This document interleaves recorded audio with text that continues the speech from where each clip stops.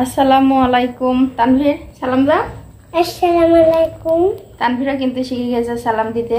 তো যাই হোক, আপনারা সবাই কেমন আছেন? আশা করি ভালো আছেন, যে যেখানে আছেন সুস্থ আছেন। তো আপনাদের দয়া, আল্লাহ তাআলার অশেষ রহমতে আমিও ভালো আছি। তো চলে আসছি প্রতিদিনের মতো আবারও নতুন ভিডিও নিয়ে। তো এই যে আজকে শুক্রবার, তানভীরের তো আর সময় যাচ্ছে না। তো কখনো নামাজে যাবে, ও আজকে নামাজে যাওয়ার জন্য আর কি সকাল থেকে উঠে বলতেছিল যে আম্মু আজকে শুক্রবার, তো নামাজে যাওয়ার দিন। ও আর কি টুপির মধ্যে দেওয়ার জন্য যে হাদিয়া দিতে হয় ও জানে, তো টাকাটা নেওয়ার জন্য আর কি সকাল থেকে বায়না করতেছিল। তো এই যে দেখেন, বলছি যে দেবো না, আর মনটা খারাপ ছিল। ও কিন্তু প্রায় নামাজের অর্ধেকটাই ও পারে আর কি, দোয়া দূর তো শেখো এত পারে না, তো এখন অনেকটা ছোট। তো যাই হোক, নামাজের যে নিয়মগুলো আছে ও কিন্তু রুকু সিজদায় যাওয়া, এই সেই হাতটা বাঁধা সবই পারে, দেখাইতে পারে, করতে পারে। খালি কি পারো না, মুখ দেখো তো পারো না দোয়া, তাই না? তো যাই হোক, আপনারা সবাই দোয়া করবেন ও যেন সবকিছু খুব তাড়াতাড়ি শিখে যায়। বৃষ্টি চলে আসবে আজকে।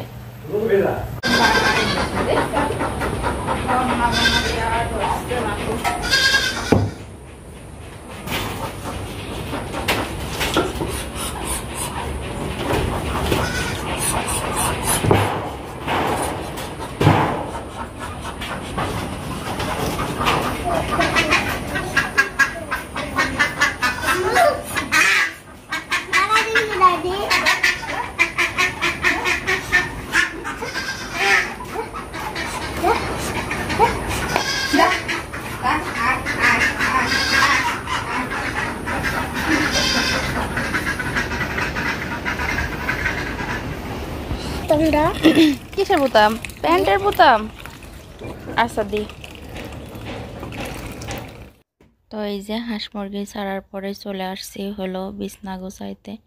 তো তার চাদরটা অনেক নোংরা হয়েছিল, আর তানভীরের জন্য অনেক খোঁচাখাচি করে, এই জন্য আর কি নোংরাটা বেশিই হয়। এই জন্য আর কি চাদরটা পাল্টাই দিলাম, সব কিছু ঝেড়ে ঝুড়ে এক করলাম। তো বিছনাটা কিন্তু যদি পরিষ্কার থাকে তো শুতেও ভালো লাগে আর দেখতেও ভালো লাগে। তো আগে বিছনাটার চাদরটা পেরে আর কি ঝাড়ু দিয়ে আর কি ডলে ডলে একটু ঝাড়টা দিলে দেখতে অনেক ভালো লাগে, চাদরটা বেশ টনটনে হয়ে থাকে। তো ঝেড়ে আর কি, যে কালকে যে ফ্যানের নিচে সব কাপড় চোপড়গুলো রেখে দিয়েছিলাম, তো কিছুটা পাতলাগুলো শুকাই গেছে আর কিছুটা ভেজা আছে, হালকা হালকা ভেজা। তো ভাবলাম এগুলো একটু রোদেও দেব, আর তানভীরের প্যান্টগুলো একটু গোছায় রাখবো। তোর মোটা কাপড় চোপড় কিন্তু এক রোদে শুকায়ও না, আর এখনকার রোদ এই বৃষ্টি, এই মেঘ মেঘ করে, ততটা রোদও বের হয় না, তো একদিনে কিন্তু কাপড় চোপড় শুকায় না। তো এই যে তানভীর কিন্তু আবার সে সকালবেলা উঠে সব কাজগুলো সারছি, আর ও এদিকে হলো পড়তে বসছিল। আজকে যেহেতু শুক্রবার, ও বলতেছিল জামু ছুটি আছে, হাতের লেখাটা সেরে নি।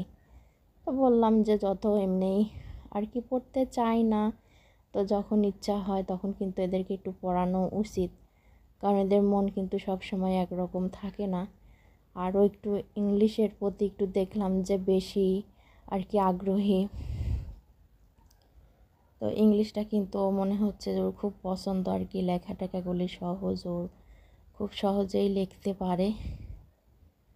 তো ছায়ামণি বারবার বলতেছিল যে দাও আমি করে দিই, কিন্তু করবে না। ওর আবার একটু জ্বর জ্বর ভাব আসছে, জন্য মাথাটা ধোয়াই দিছি। তো পানিটা দিয়ে আর কি ওর কাছে একটু বসলো।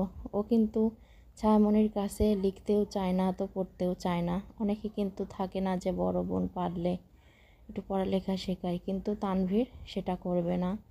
ও স্কুলের ম্যাডামের কাছে যাবে, তো ম্যাডাম যেভাবে দিবে সেভাবেই বোঝে। ওর বুঝ ওর কাছে, ও যেটা বুঝবে সেটা যদি আমি হাজার চেষ্টা করি অন্যটা করানোর, তো সেটাও করবে না। তো পড়া শেষ করে আর কি একটু বাহিরে গেছিল, ওর বাবা হলো চলে গেল। তো আর কি আজকে সাথে যাইতে পারলো না ও আর কি, তানভীর বের হইতেই ওর বাবা আগেই চলে গেছে। তো বেশ মুখটা আর কি বেজার করেই ছিল, হাঁটা দেখেই বুঝতে পারছেন যে ও আর কি একটু অসন্তুষ্ট হয়েছে যে তোর বাবা নেই নাই, আগেই চলে গেছে। তো যাই হোক এদিক ওদিকে তাকায় আবার ফিরে আসছে। তো ভিজা কাপড় চোপড়গুলো যেগুলো হালকা পাতলা ছিল তো একটু বাতাসে দিয়ে আসবো, ততটা কিন্তু রোদ নাই। তো রোদ না থাকলেও বাহিরে অনেকটা বাতাস আছে, আর মনে হচ্ছে যে আজকে বৃষ্টি হবে। অনেকটা মেঘ মেঘ হয়ে আছে, আবার কিছু কিছু সময় এত সুন্দর একটা বাতাস আসছে। তো বাতাসে অনেকটাই ভালো লাগতেছিল আর কি বাহিরে। আর এত ঘরের মধ্যে বাড়ির মধ্যে প্রচণ্ড গরম পড়তেছে, তার মধ্যে আবার থাকে না কারেন্ট। তো ভাবতেছিলাম যে সকালের কাজগুলো সেরে আর কি, অনেক দিন ধরে মাচায় বসা হয় না। তো ভাবছিলাম যে আজকের দুপুরের যে কাটাকাটিগুলো করব, এখন কারেন্ট নেই। তো বাড়ির মধ্যে অনেক প্রচুর গরম, তো বাহিরে বাতাসও আছে। তো মাচা তো বসা হয় না, এজন্য আর কি বসার মতো কোনো লোকও নাই, আমি একা। আর ছিল হলো ছায়ামণিও মনে হয় বসবে না। তো আর কি করার, কিছু করার নাই। তো আমি যাই হোক মাচার উপর অনেকটাই বাতাস আছে, এই জন্য তরকারি নিয়ে পেঁয়াজ রসুনগুলো একটু বেশি করেই নিছি।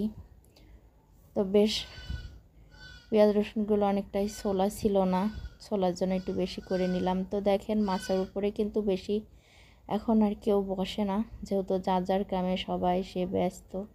অনেকটা কেরম যেন বালি বালি ছিল। তো আমি একটু পুরো মাচাটাই ঝাড় দিয়ে নিলাম।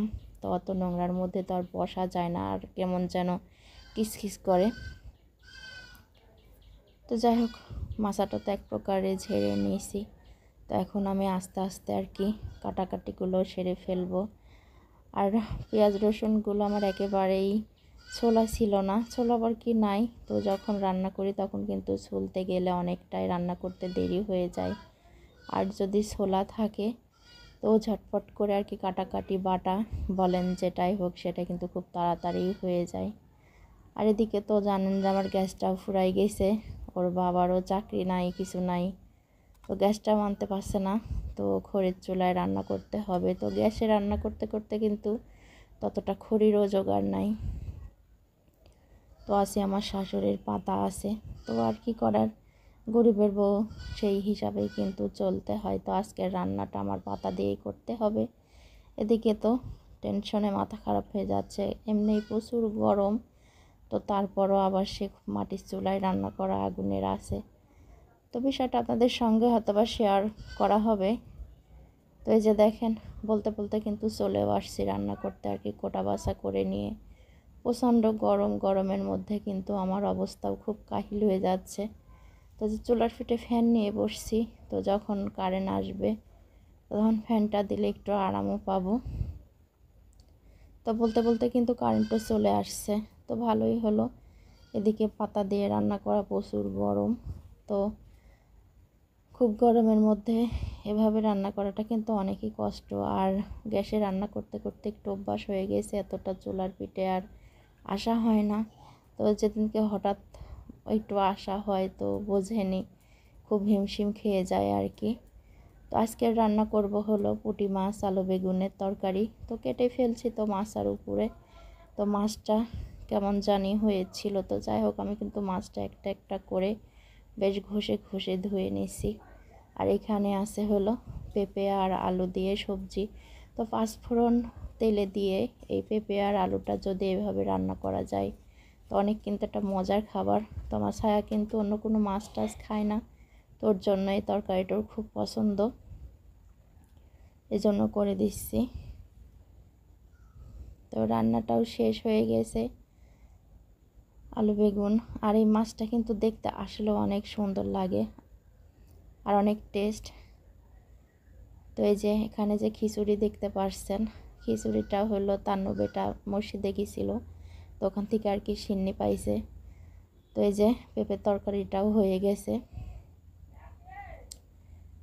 তো ছায়ামণি বলতেছিল যে আম্মা আমি একটু সিন্নি খাবো। তো আমি সাদা ভাতটা দিতে গেছিলাম, তো বলছে যে সাদা ভাত আগে নেবো না, তো আগে একটু সিন্নি খাবে। তো যাই হোক আসলে সিন্নি জিনিস কিন্তু সবারই একটু ইচ্ছা হয় খেতে, তো বললাম যে নাও একটু। তো ভালোই হলো।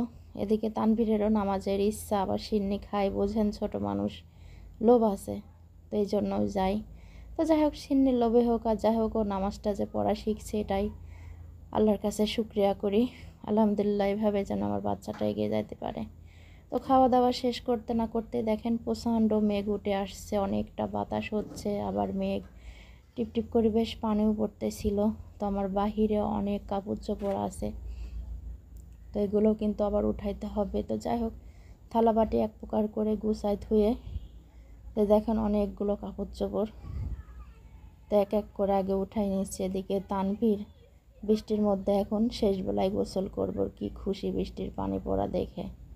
আসলে ছোট মানুষ তো বোঝে না, আরও ঠান্ডা তো প্রায় লেগেই থাকে।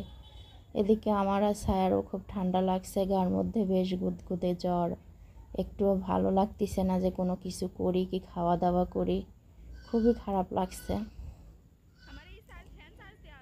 তো বৃষ্টি মনে হচ্ছে অল্প সময়ের মধ্যেই এসে যাবে, আমি মনে হচ্ছে ঘরে যেতেই পারবো না। তো যাই হোক এই যে বেশ ঝমঝম করে বৃষ্টিটা হতেছিল, এত সুন্দর বৃষ্টি, যদি গোসল করতে পারতাম অনেক ভালো লাগতো, কিন্তু জ্বরের জন্য তো তাও পারবো না।